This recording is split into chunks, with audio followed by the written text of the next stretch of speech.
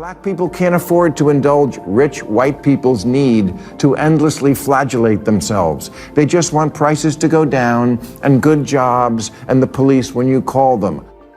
Well, if he's right, then why didn't people vote for the former prosecutor who actually had policy plans to help the working class? Stop saying that Whoopi Goldberg getting yanked from The View right after she attacked me on The View is karma. There's no such thing as karma, sorry. Sorry, but life is random. The only word to describe it when a big game hunter gets trampled by an elephant and then eaten by lions is hilarious. Bill Maher is out here dismantling woke nonsense like it's a full-time job, and his latest target? Whoopi Goldberg.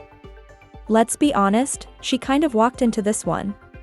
Since 2022, Whoopi's been building a resume of cringeworthy takes, and Maher just tore it apart piece by piece. His takedown wasn't a debate, it was a demolition. Whoopi was left ducking for cover like a cartoon character dodging anvils. So what did she say this time to earn Maher's unfiltered wrath? And how? Did his clapback leave the woke crowd in shambles? Buckle up, this isn't a debate. It's a roller coaster with no seatbelts. We have got to get past this endless, unforgiving, zero-tolerance mindset bent on punishing and disappearing anyone caught saying the wrong thing. The right response to speech you don't like is more speech. Whoopi Goldberg poked the bear, and now she's dealing with the claws, Bill Maher style. And it's not pretty. If you saw our last video, you remember Maher slicing through Sunny Hostin's spin like butter. This time, it's Whoopi taking the mic, seemingly on a revenge tour to clean up the mess Sunny left behind. But rather than damage control, Whoopi brought gasoline. It's like she stepped onto the set of a reality show nobody asked for, fists swinging, facts optional. The View isn't waving the white flag, it's doubling down. Bad move. Black people can't afford to indulge rich white people's need to endlessly flagellate themselves. They just want prices to go down and good jobs and the police when you call them. Well, if he's right, then why didn't people vote for the former prosecutor who actually had policy plans to help the working class? Whoopi Goldberg pulled out the woke playbook like it was gospel. Her move. Classic straw man attack. Maher made a simple, clear point: Black Americans want better jobs, economic stability, and sane policing. But Whoopi swerved left, ranting about electing prosecutors and vague working-class strategies. What's the connection? There isn't one.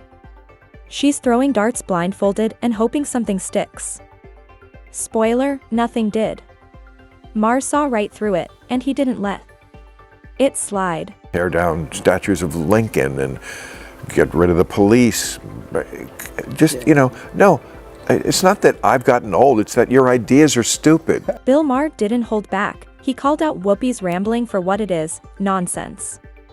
But let's be real, that's just par for the course on The View, the political talk show equivalent of a train wreck, hard to watch, harder to look away from. It's a non-stop barrage of hot takes and half-baked arguments. But lately, Sunny Hostin and Whoopi have taken it to a new level. Case in point? Remember when Charlemagne the God appeared and looked like he'd wandered into an alternate universe? That wasn't a glitch. That was The View in its purest form. Is valid because, Democrats stand on this moral high ground all the time and, they act so self-righteous. The reality is he didn't have to say anything in regards to, whether or not, his son wanted to be pardoned. He could have said, hey, man, I'm not focused on that right now. Let's rewind. President Joe Biden, self-declared defender of no one is above the law, just pardoned his son, Hunter Biden, after he was found guilty of corruption. Family values, anyone? The backlash was instant. You can't preach accountability while handing out family-sized get-out-of-jail-free cards. It's like saying justice is blind. Unless your last name is Biden. Hunter's guilt was obvious, crumbs on the face obvious, and yet consequences vanished. Charlemagne called it out: if the woke crowd truly believes in equal justice, then it needs to start at home. Whoopi, of course, had other ideas. I'm gonna stop you for a second. Uh-oh. Only because you don't know that it was a lie. We don't know why he changed You his really think he just changed his mind over Thanksgiving weekend all No, of a sudden? I'm going to tell you what I think. Okay. Yeah. I think he changed his mind because he got sick of watching everybody else get over. And there it is, yet another eye-roll-worthy gem from the queen of cringe herself, Whoopi Goldberg. This time, she seriously claimed President Biden didn't lie when he said, "No one is above the law." Really, Whoopi? There's video, audio, and probably ancient cave carvings proving he said exactly that. At this point, it's less about denial and more about performance art. The nation was founded on the principle that there are no kings in America. Each of us is equal before the law. No one is above the law. Watching Whoopi lie with a straight face is like watching someone insist the sky isn't blue while standing outside on a cloudless day. Her mental gymnastics could qualify her for the Olympics, but even then she'd trip over her own logic.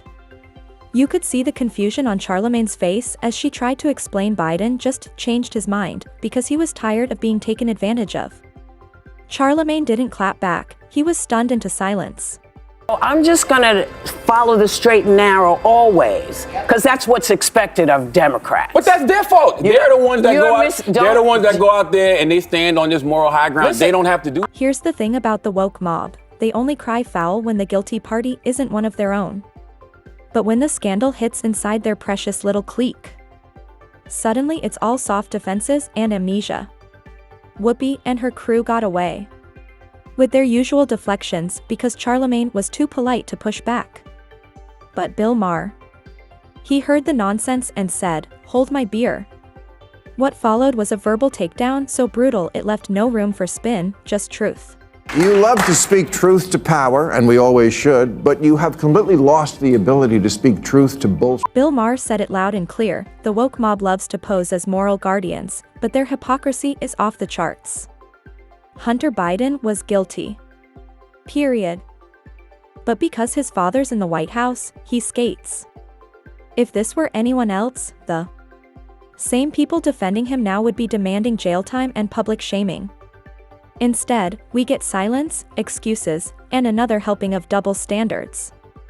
Maher didn't just call it out, he exposed the whole circus for what it is, a farce. And the real question? How much longer will the public accept a system where the powerful get a pass and the rest of us get the hammer? Appropriate to bury the Hunter Biden. You're talking about the press doing that? He's saying that's what they did, and that is what they did. They buried the Hunter Biden story before the election because they were like, we can't risk having the election thrown to Trump. We'll tell them after the election. And we know for a fact that that's what they did? Of course, you don't but follow I mean, this. saying you know for a fact that that's what they did. I don't know what they did. I know, because you only watch MSNBC. No, that's not true. The media didn't just ignore the Hunter Biden scandal, they practically ran defense. Major outlets worked overtime to bury the story, dismissing it as of Russian disinformation, while censoring anyone who dared to say otherwise. And right. On cue, Whoopi Goldberg joined the choir, scoffing at the story on The View like it was beneath her. But Maher wasn't buying it. He called her out for what it was, blind loyalty dressed up as commentary. He ripped through her excuses and spotlighted the hypocrisy the media tried so hard to hide.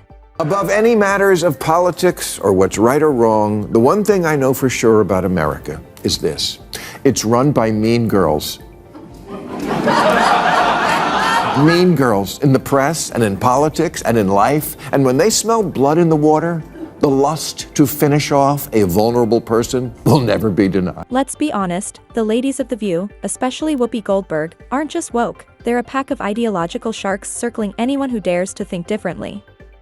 Their version of debate isn't about facts or open dialogue, it's about domination. Whoopi's mastered the art of waving off opposing views like they're beneath her, dismissing dissent with smug indifference. But Bill Maher, he's not afraid to bite back. He peeled away the performative outrage and called it what it is, bullying wrapped in activism. No wonder he's become their worst nightmare. He's exposing their hypocrisy to an audience that's had enough of the echo chamber. Run for office as if the voters don't live here, as if they don't go to the grocery store and Starbucks and the office, but they do. But a poll last year asked, if America is the greatest country in the world, more blacks and Hispanic Americans agreed with that than the white progressives. It asked if racism is built into our society. White progressives agreed with that at higher levels than black and Hispanic people. It asked if government should increase border security. Same result. Hispanic Americans are less okay with illegal immigration than whitey. And black people can't afford to indulge rich white people's need to endlessly flagellate themselves. They just want prices to go down and good jobs and the police when you call them. Black people, they're just like us. Bill Maher didn't sugarcoat it. Trump didn't win by magic, rigging, or a Kremlin cheat code. He won because millions of Americans chose him. Period. That reality sends the woke crowd into daily meltdowns, but it's the truth. You don't fix democracy by crying foul every time your side loses. Maher's message? Instead of blaming Russia, racism, or whatever the scapegoat of the week is, maybe try listening to the people who keep voting against you. Until the left stops acting like democracy is broken every time it doesn't go their way, 2028 might look a lot like 2016 all over again. There's a coalition of Trump voters, people who really like him, they certainly are those, and then there's people who don't necessarily like him that much, but they still think he's less crazy than stuff that strikes them as aggressively anti-common sense. Bill Maher nailed it again. Not every Trump voter is waving MAGA flags or building shrines to orange-tinted idols. Most of them were just fed up with sanctimony, with elitist lectures, and with a woke agenda that makes no sense to the average American. When you're defending biological men in women's sports and cozying up to extremist causes, you start to lose the middle. Voters didn't flock to Trump because they loved the man, they did it because the alternative felt like being scolded by a smug activist at a backyard barbecue. If the left wants to stop losing elections, they might want to stop losing touch. New rule, stop saying that Whoopi Goldberg getting yanked from The View right after she attacked me on The View is karma. There's no such thing as karma, sorry.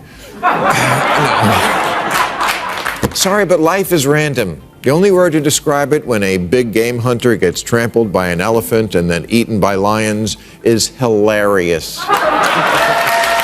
Comedy gold. Bill Maher didn't just deliver a takedown of Whoopi Goldberg, he built the whole coffin, nailed it shut, and laughed while doing it. Whoopi, the self-declared moral compass of The View, tried to come after Maher for having an independent thought. Big mistake. Maher's response? Classic Bill, sharp, unapologetic, and devastatingly funny. He exposed the irony of a show claiming to be a platform for diverse opinions, while punishing anyone with a different view. Tolerance? Only if you agree with them.